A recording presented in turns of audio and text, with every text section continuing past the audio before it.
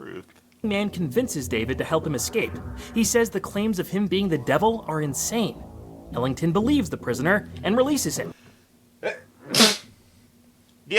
No, sorry. If I ever am lost somewhere and a monk take me in and say that guy's being held there because he's evil, I'm just gonna believe them. If I escape, I'll tell the authorities. But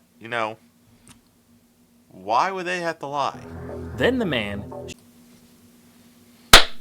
What's up, everybody? Celtic Scarecrow here, back with another reaction. Get those 10s and 20 views. Yeah, I'm gonna update the reaction thing. I think the reactions being once a week is kind of not hitting the channel the way it kind of could. So we're gonna upgrade to 3. See how long I can keep this pace up for. That means reactions on Wednesday, Friday, and Monday. I know it should be Monday, Wednesday, Friday, but today is Friday, so we are reacting to another channel I have never heard of. I don't know why I went all redneck right there. It is Walter Culture. Know nothing about the guy. But once again, this is a title that caught my eye. And it's The Scariest Twist from the Twilight Zone. Big fan of the old Twilight Zone. Here's 5 Twilight Zone secret twists and some of Rosner's company's most frightening things. So, it is not a long video compared to Tuesday. Thank God. It's only about 8 minutes long, so let's get to reacting. Old. I have not watched the new Twilight Zone, so I can't say how better the old is compared to the new, but let's get to it. Of course, channel logo is above my head, title's below my at my waist, and the link to the original video is in the description if you want to watch without me stopping every few seconds. So let's get to it. This happens to be the Twilight Zone. The Twilight Zone is perhaps best known for its twist endings. Creator, scribe Rod Serling and the rest of his core writing team made sure to establish that formula early on. The series holds up today because of its moral lessons of cosmic justice, but sometimes it was just plain creepy and got under your skin like no other show has since. I don't know, there's a few shows that kind of get under people's skins. You do have Tales from the Crypt, very funny, with a couple twist endings. Definitely ripped this show off. You had Are You Afraid of Dark that had a couple great episodes. But yeah, Twilight Zone was that first real spooky what's the guy's name? World of Worlds dude from the radio to come to television. What were the scariest twists? I've got 5 of them for you right now. Leave the ones that freaked you out in the comments. Why, you're in a cemetery. Didn't you know? Elegy follows a team of astronauts in the near future. They land on an Oh, did you should have put the year that the alleged thing came out? Like, oh, this is from the year the near future of 22. Wait, we passed that already. Asteroid much like our Earth, but all living beings are frozen in place. Eventually, they Oh, that's a hard thing. That dude did a good job saying find something. a kindly old man named Jeremy Wickwire who invites them inside to explain the situation. They're actually in a cemetery. Most of the frozen people they've seen are dead bodies staged in a way that was requested while they were alive. Jeremy is a robot stationed there as a caretaker. He proves more foe than friend when the drinks he gave the astronauts are revealed to be lethal poison. He later Oh yeah, great robot. Great robot. Stages them on their spaceship as if they're ready to take off for home. This one left me so uneasy the first time I saw it. While there are men, there can be no peace. We got a commercial? Okay, I'll talk during the commercial break then. Yeah, that is a kind of good twist. But it's also the whole, this could be a stand up in modern times as, what happens with if you let AI kind of take over. They'll like, oh, we got to preserve people in the perfect way. Assuming Jeremy turns very cold in his delivery after our protagonists begin dying. The fact that he posed them like they were about to escape is extra dark. Wickwire is one of the more villainous antagonists in the series I don't often hear people talk about. Yeah, that'd be a pretty big twist if you don't know what's going on. You think they're like everyone's frozen. It's like, oh no, I'm a robot. I have now unalived you, and I'm going to stage your bodies. Raises the question: what tools did he use to stop them from aging and decomposing? Who knows what evil lurks in the heart of the man standing next to you? The new exhibit is one of the hour-long Twilight Zone episodes that aired during season 4. I do like the fact that he is adding the this whole top Twilight Zone from seasons up in the corner. It's a good little thing. You kind of do that. Notice when the video started, I threw one up for his channel. It's about a wax museum curator named Martin Lombard Senescu and his obsession with the figures he cares for. In this case, they're So he's really no different than the robot in the last episode. all infamous murderers like Jack the Ripper and Henri Desiree Landry. Even Okay, I don't know who Andre is. Jack the Ripper is Taurus, but Henri not. after the museum shuts down, Martin keeps them all in his basement, caring for them as if they were true friends. Without a job and with increased bills to keep his basement air conditioner running, Senescu and his wife find themselves on potentially hard times. When Martin's wife Emma, his brother-in-law Dave, and his ex-boss Mr. Ferguson wind up dead in the basement, he thinks the wax figures are to blame. Senescu admonishes the models, vowing to destroy them before they come alive, slowly walking towards Martin as they speak in his mind. This is they made this episode on The Simpsons. I know Gravity Falls had this whole episode with the wax museum and stuff. They claim he's the one who murdered the victims. Senescu was then overwhelmed by the serial killer effigies. Sometime later, we see all the wax figures have been relocated to another museum. The final exhibit shows us that Martin is now counted among them with his own figure. He's forever immortalized as a murderer, while guests look on with morbid curiosity. Yeah. That makes sense. Like I said, that the Gravity Falls one did it really good. They had like Coolio, Larry King's head eventually.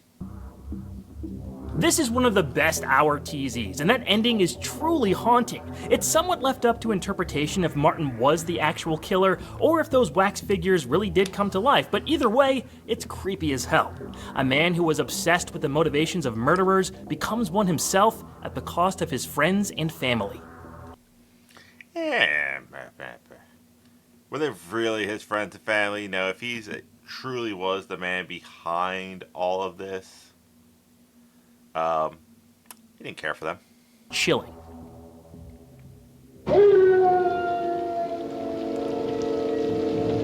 The devil himself! I love the Howling Man. The Howling Man. Oof. It's either gonna be the Wolfman or like I know Special Ed Eddie VR, Sauce Eddie. I think he's doing channels now. Just played a game called The Lighthouse. I think this could have been the inspiration. But the Howling Man. It's one of Charles Beaumont's best teleplays. It takes place in post-World War I Europe and sees a man named David Ellington separated from his walking group in the middle of a dangerous thunderstorm. He finds himself begging the monks in an isolated, mysterious monastery for help. At first, they turn him away, but David's grave condition makes them take pity. Once he Nope.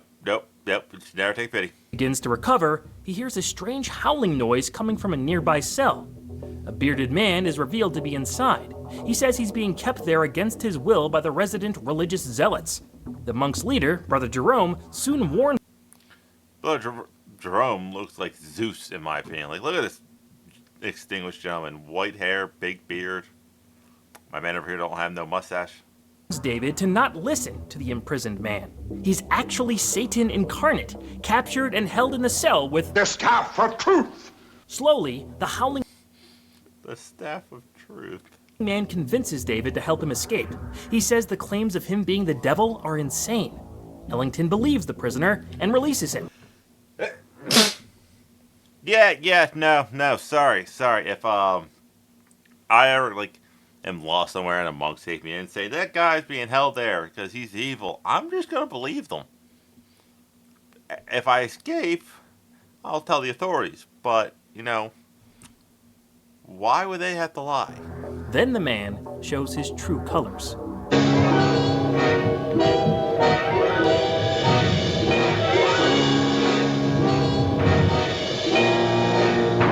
His true identity confirmed, Ellington dedicates his life to finding the devil and again imprisoning him. Many years later, we see he succeeded, as David explains the situation to a maid. Satan has been locked in a door within his home. Ellington leaves for only a moment, but it's enough time for the maid's curiosity to get the better of her. She opens the door, revealing an empty chair, as the episode ends with the devil once again free to spread his evil. Was there ever really a devil? Or was he the devil all along? That's the great thing about the Twilight Zone. They leave you these like weird little Easter egg like things. This one was always just unsettling to me. We don't see what or who is inside that room, causing viewers to imagine what form the devil has taken this time. It's just a scary thought and the epitome of what you don't see sometimes being the most frightening. Overall, this is a very well executed idea based on Beaumont's own short story. That was the great thing about this. They were always the short stories that did good. Look at me. Oh God. It's a Hobot. Yep.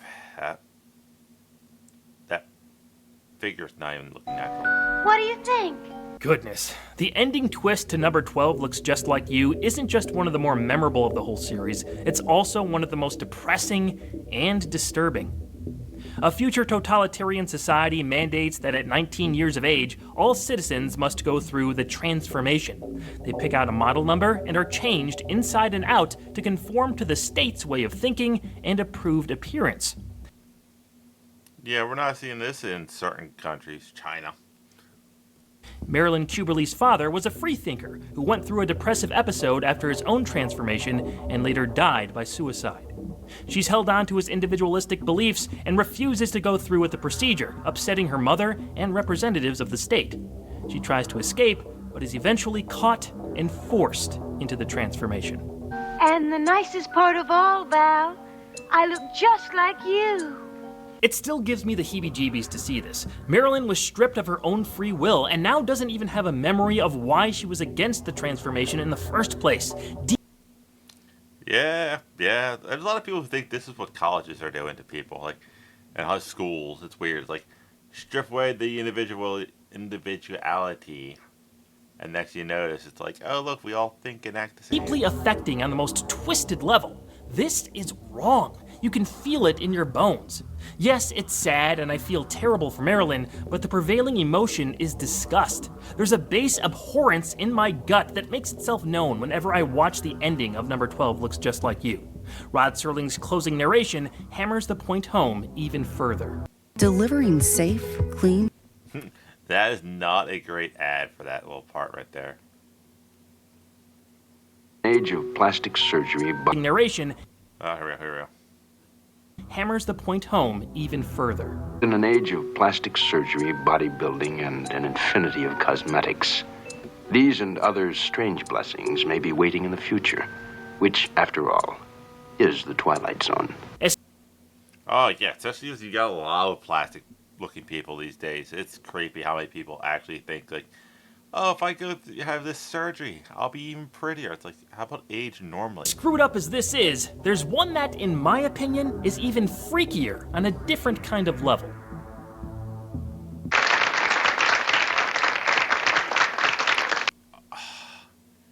This where Slappy came from? Goosebumps. I see a puppet. How do you do, folks? How do you do? The twist in the closing moments of the dummy makes my Oh yeah, this is exactly where Slappy the dummy comes from in Twilight Zone. Not Twilight Zone, Goosebumps. skin crawl. It's the stuff of nightmares.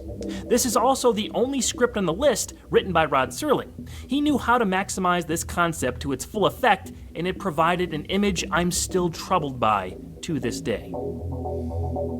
Jerry Etherson is a ventriloquist whose dummy Willie is alive.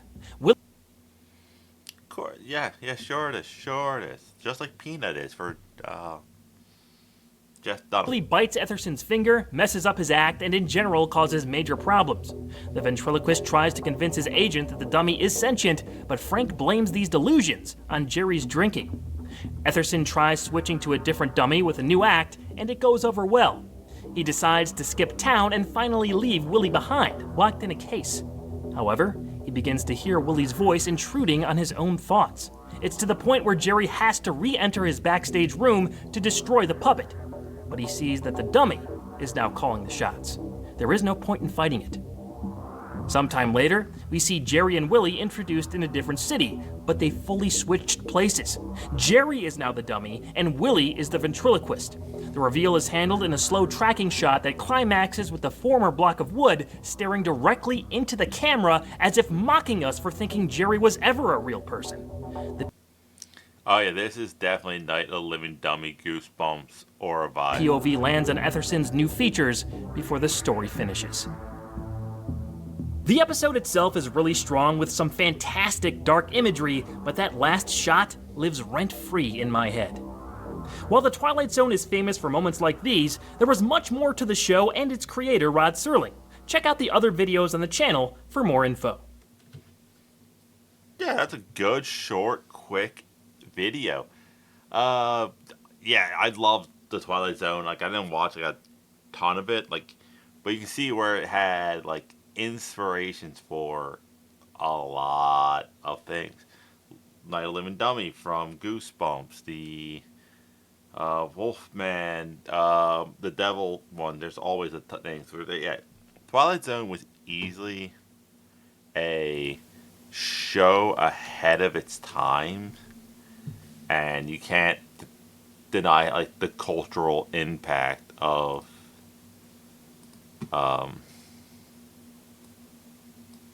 it had. It's like, how many of those horror movies were kind of like short stories that they're like, well, we can't make this that, so let's do this instead. Like I said, definitely inspired Goosebumps, definitely inspired Tales of the Crypt, definitely inspired probably Tales from the Dark Side, Are You Afraid of the Dark, and a bunch of other shows. But that is it. If there's anything you want me to react to, a channel, a video, let me know in the comment section so I can help find them. I don't really do music that much, so don't worry about that one. But really, that's it. That's all I have. I'll see you weird people later.